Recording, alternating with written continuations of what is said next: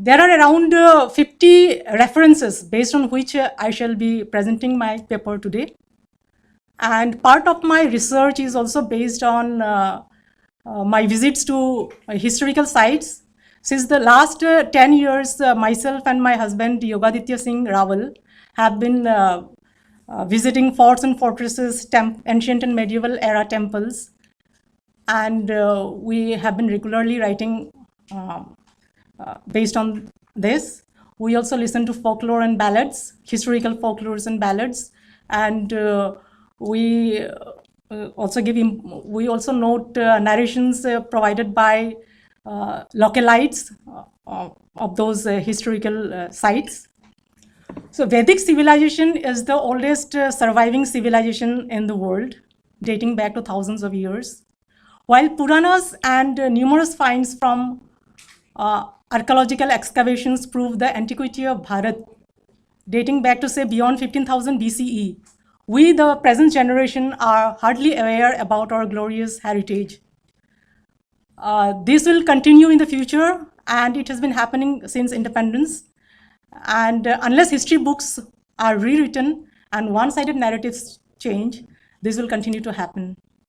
Now, besides, the period from 8th to 18th century is almost completely blanked out on Hindu glory, especially of resistance offered and victories won by Indian warriors against Islamic invaders and plunderers. Today's children are the foundations of a prosperous future. A nationalistic pride and love for the past can emerge in their minds only if they are taught about our glorious heritage and about the glory of our ancestors from across the country. School children are like clay, and their thoughts can be molded by feeding them into a particular ideology. But our history books have been tweaked, snubbing out anything that could lead to a nationalistic pride. Almost all of the history of resistance to Muslim invaders and British do not find a place in our history textbooks. So if a child or a teenager studying history in course books is inclined to believe that the period from the 8th century till Aurangzeb and then till Bahadur Shah Jafar has no Hindu past, and that nothing significant related to Hindus really happened, and this reaction remains forever. He is inclined to believe that it was a dark period where Hindus were defeated everywhere. And he feels it was a period where Hindus easily surrendered to the enemies. Now, there are a few questions that often crop up in our minds. Like, were our ancestors always defeated? Did they win battles? Did they easily surrender to the enemies? Well, our ancestors were not always defeated. They fought battles, they fought till their last breath, and they won many battles. But all of these tales of valor, of resistance offered, of victories won are not highlighted in our history textbooks. So there are a few exceptions that there are reasons why most Indian rulers could not defend their kingdoms and they failed in battle, which I shall discuss in the later half. Marcus Garvey, a Jamaican-born political leader and social activist, has rightly said that a people without the knowledge of their past history, origin and culture is like a tree without roots. We are truly like a tree without roots because we are denied knowledge about our glorious history. Then Robert Heinlein, an American author, wrote, "A generation which ignores history has no past and no future. We are a generation that has ignored history in the true sense of the term." Now, there are hundreds of examples of resistance offered and victories won by our ancestors against Islamic invaders and plunderers. Like, due to the time constraints, I shall be presenting anecdotes of a counted few. So, in the 8th century, Raja Lalita Ditya Muktapeda of Kashmir defeated the Arabs. Then Raja Sangrama Raja of Kashmir in the 11th century repulsed 2 attacks of Mahmud of Ghazni. Then Rani Naikidevi the Queen of Gujarat, defeated Muhammad Ghori in 1178 at the Battle of Kaidara. She was the queen regent because her son Mularaja too was a minor. We have all heard about Rani Lakshmi Bai of Jhansi taking her son Damodar on her back in the battlefield. Now there are certain references which prove that Naikidevi took her son on her lap in the battlefield when she fought against Ghori. But there is no mention about this in our history books. Then Assam King Pithu badly defeated Bakhtiar Khilji in 1206 AD and made him bedridden.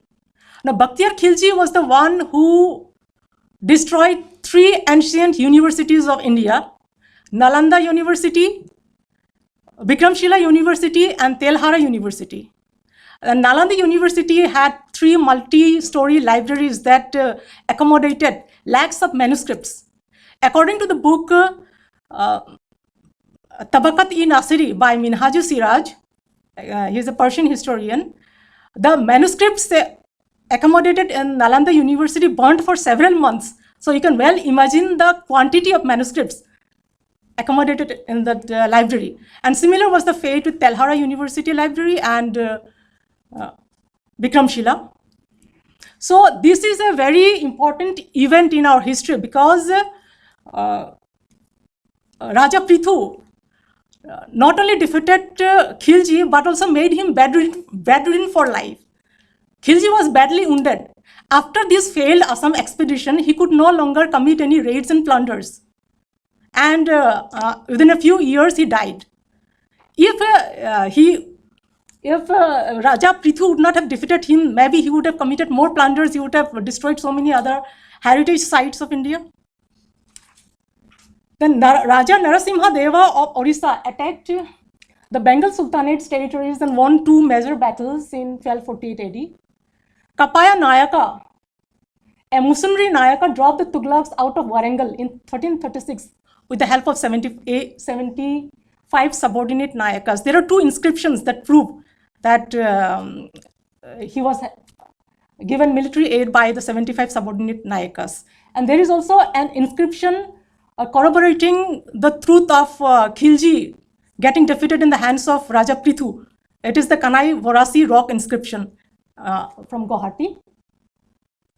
Then all of us know about Taimur. He executed more than 1 lakh Hindus in Delhi.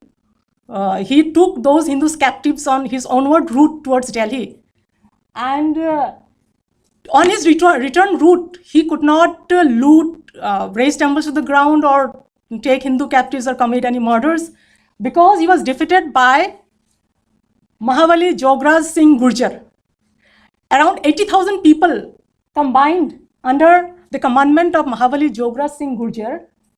That also included a contingent of 40,000 women, all village women. And these 40,000 women were commanded by 20-year-old Rampiyari Gurjar. And she employed guerrilla warfare techniques to, she along with her army, the army of Taimur were scattered in tents, and they used to attack at night, the lady warriors. And likewise, by the time Taimur had more than 1.5 lakh soldiers. By the time he reached Haridwar, he was defeated thrice by Mahavali Jograj Singh Gurjar. And by the time he reached there, he was left with only around 5,000 men. All were slaughtered by the Hindu army. So this important battle finds no mention in our history books. No one knows who Rampiyari Gurjar is, who Mahavali Jograj Singh Gurjar is. So this is a story of pride. We can draw inspiration from this story, but again, as I said, there is no mention of this. Then Raja Ganesha, a Jamindar and descendant of the Deva dynasty of Bengal, recaptured the throne of Bengal from the Islamic rulers in 1414. Then Rani Bhavashankari, she was the ruler of Bhurishrestha of Bengal. She was a contemporary of Akbar. She defeated the Pathan Sultan thrice. So during those times, the Mughals annexed certain territories against the payment of revenue, and they used to appoint local leaders and rulers. They were allowed to continue their rulership. And they did not dare to interfere into the sovereignty of Rani Bhavashankari. Now, two of my favorite characters, lady warriors from history, is Rampyari Gurjar and there's Rani Bhavashankari. Why Rani Bhavashankari, what she did when she became the ruler, she was a widow. She stationed a strong force along the borders and also at the river fronts, and strong naval force in the river fronts. And she made it compulsory to recruit a soldier from each family from her kingdom. So that's why she had a traitor. Her prime minister allianced with the Pathans, and they tried to capture her territory, but they failed. Because why? Because of a strong, robust army that she stationed along the borders, and because she made it compulsory to recruit a soldier from each family. Then Rani Karnavati of Garhwal defeated the Mughal army of Shah Jahan in 1640. So she cut the noses of the surviving soldiers. So she was also known as Nak Kati Rani. So the Mughals never dared to attack her kingdom after this, because they got a lesson. So if you even search online, you cannot, like if you search for Rani Karnavati, you will not find any results. But if you find Nak Kati Rani, you will find results about her. So in between 1527 to 1671, the Ahoms of Assam defeated the Islamic invaders several times. So who doesn't know about the Battle of Saraighat? This battle was won by Lachit Barphukan. He was the commander of the Ahom army. Then there is one very important battle that took place between the Marathas and the Mughals. So the Marathas were led by Pratap Gurjar and Peshwa Morapant Pingle. So there were 20,000 soldiers, and the Mughal army had a strength of 40,000, and they were defeated. This was the first time that the Mughals were decimated in an open battle. But who knows about this Battle of Salher? It took place near Nasik. So Rani Chennamma of Kelari, she decimated Aurangzeb's forces following guerrilla warfare techniques. So Mughal forces withdrew and proposed for peace. Now, Rani Chennamma gave shelter to Shivaji's son, Rajaram Raje Bhosle. And Aurangzeb wanted that Chennamma should not give him shelter, and he should give him to the Mughals. But she refused, and she facilitated his safe escape to Jinji Fort. Then this is also the first time that the Mughals proposed for a peace treaty with an Indian ruler. Again, this also finds no mention. Then Baba Banda Singh Bahadur, he won 5 battles against Mughals and other Islamic rulers in between 1709 and 10. Then at the age of 21, Pajasi Raja, anyone from the south must be aware about Pajasi Raja. He was the Prince Regent of Kottayam in Malabar of Kerala. So at the age of 21, he resisted Hyder Ali's troops. Later, from 1774 to 1805, he fought successfully against Hyder Ali, Tipu Sultan, and later the British. The Indian rulers who could not defend their kingdoms and failed in battle. So what were the key reasons? So there are many reasons, but I would like to point out 5 key reasons.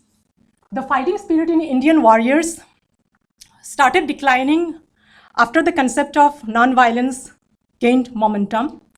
Most of the kings and their subjects lost interest in warfare. Generation after generation, the courage, valor, and the fearlessness that were the key attributes of warriors saw a decline. And most kings gave little importance towards maintaining a robust army and upgrading their military infrastructure. Number 2, Indian warriors strictly followed rules of dharma in warfare. They avoided fighting with an opponent who was already engaged in a fight with another. They avoided hitting below the navel. They never pillaged lands or destroyed standing structures in enemy lands. And they considered women, farmers, and prisoners of war as sacred. But the Muslim plunderers and invaders followed exactly the opposite of these rules of dharma followed by the Indian warriors. They followed the tactics of treachery, deception, and cruelty. They pillaged lands, destroyed standing structures, razed temples to the ground, broke idols, raped women, took them as sex slaves and whatnot. And converting the defeated to Islam was one of their key strategies.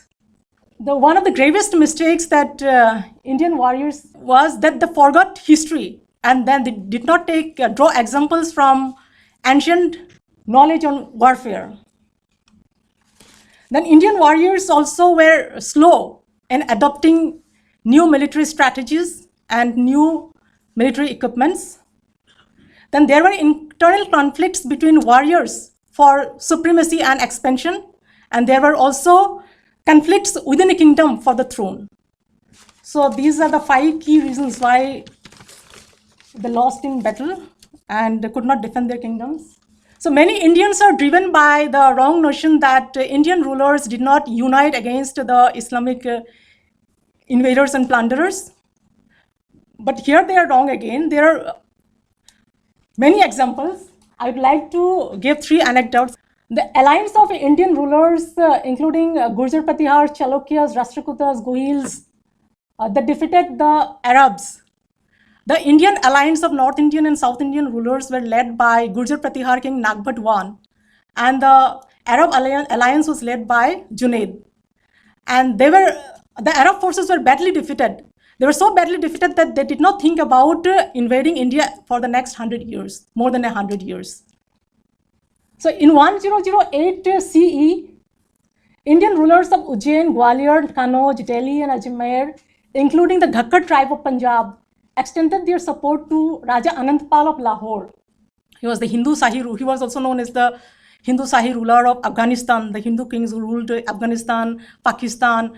But Mahmud's father Subuktuddin conquered parts of their territory, annexed parts of their territory to his empire, Ghaznavid Empire. And later Mahmud also did the same. And so he was ruling Lahore and parts of Pakistan.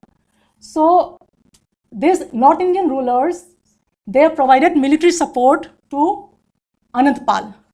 So what happened, there is also one point that I would like to mention here.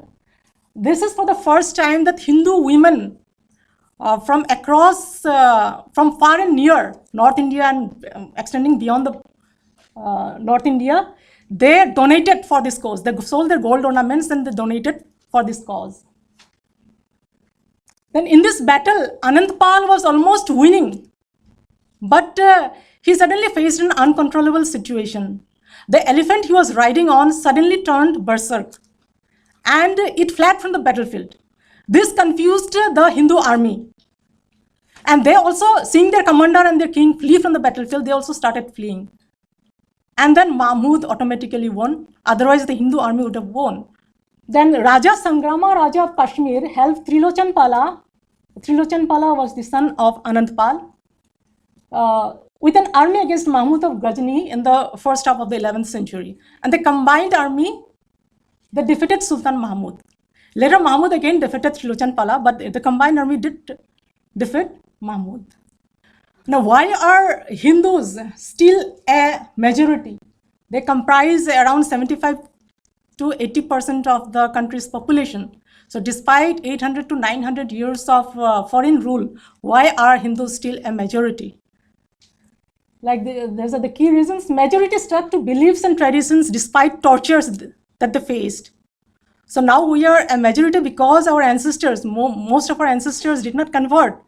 They accepted the tortures, but they remained Hindus. Many regions remained untouched by Islamic invaders. But in history books, we are taught that they ruled India. India would mean the whole of India. But they ruled only parts of India. Rulers of many regions offered resistance and saved their kingdoms. Most rulers re-established Hindu supremacy, winning back their kingdoms in battle from the Islamic rulers. Then Muslim rulers could impose Islam more effectively only in areas where they had strong political power for a longer time. So the conclusion is, it is time the citizens of India know their true historical roots. This can happen if, number one, one-sided narratives change. Number two, history textbooks are rewritten. To conclude, Like a plan of future is always made in the present with an eye on the past. Thank you. Jai Hind.